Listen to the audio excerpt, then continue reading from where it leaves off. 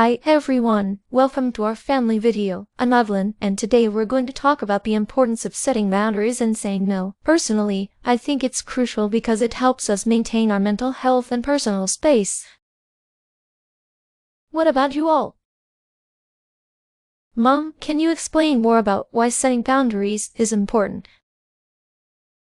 Of course, Evelyn. Setting boundaries is essential for maintaining healthy relationships and self-respect. For example, if you always say yes to every request, you can become overwhelmed and stressed.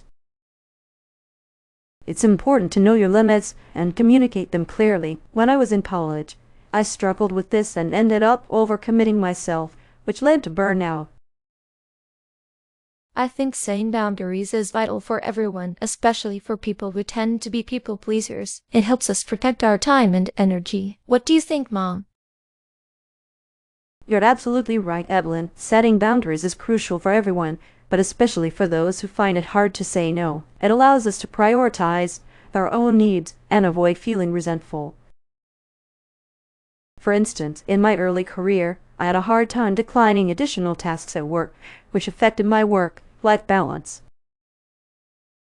I remember a time when I had to set boundaries with my friends about study time. They wanted to hang out, but I had an important exam coming up. It was hard, but they understood and respected my decision.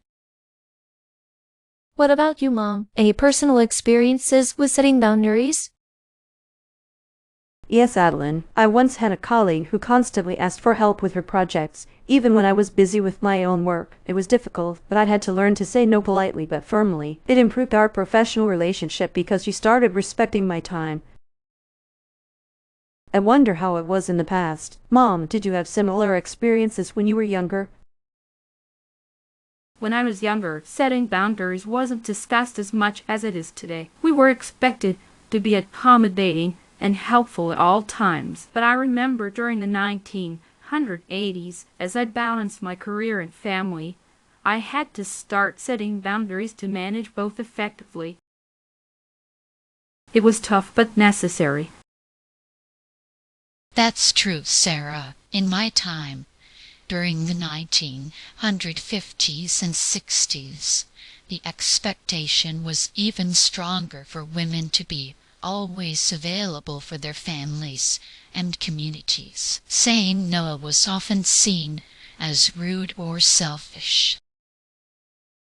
But looking back, I realize how important it would have been to have clear boundaries. For example, during the civil rights movement, many women were heavily involved in activism and still expected to fulfill all their traditional roles without complaint.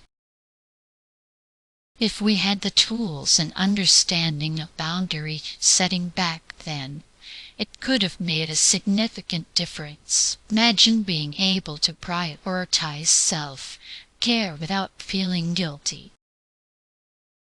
Yes, Mom, even something as simple as having access to mental health resources or awareness about work-life balance would have been transformative. It would have allowed us to better manage our commitments and stress. It's fascinating to hear how things have changed, Grandma. Today we have so much more awareness and resources about setting boundaries. But I'm curious, what do you think about the current emphasis on mental health and boundaries, Grandma? It's wonderful to see the progress, Maya. I think it's crucial that young people today understand the importance of boundaries for their well-being. But I do have questions about how these boundaries are maintained in such a fast-paced world. Great-grandma, we often use technology to help set and maintain boundaries. For example, we use apps to manage our time and remind us to take breaks. It's a way to ensure we don't overextend ourselves, even with all the demands of modern life. Let's discuss the pros and cons of setting boundaries today. One major advantage is the ability to protect our mental health and manage stress. But a drawback could be that some people might perceive it as being uncooperative. What do you think, Mom? I agree, Evelyn. Another pro is that setting boundaries can lead to more respectful and understanding relationships. However, a con is that it can be difficult to enforce boundaries consistently, especially with family and close friends who may not understand. How about you, Mom? Any thoughts?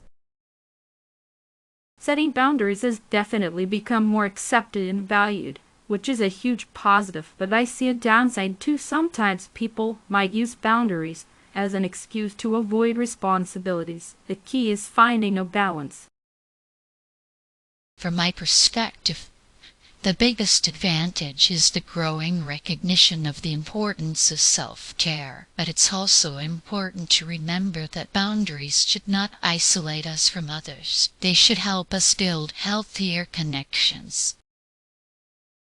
Exactly, Grandma. It's about creating a healthy balance where we can say no when necessary, without feeling guilty, while also being open to helping others when we can. And maybe incorporating family traditions like our afternoon tea as regular boundaries to enjoy quality time together without external distractions. To sum up our discussion, setting boundaries and saying no are crucial for maintaining mental health, managing stress, and fostering healthy relationships. We've learned that this concept has evolved significantly over the generations. Thank you, Mom, Grandma, and Great-Grandma, for sharing your experiences and insights. Thank you for joining us today. We hope you found our conversation on setting boundaries helpful and inspiring. Remember to take care of yourself and set those boundaries when needed. Have a wonderful day, everyone. Goodbye.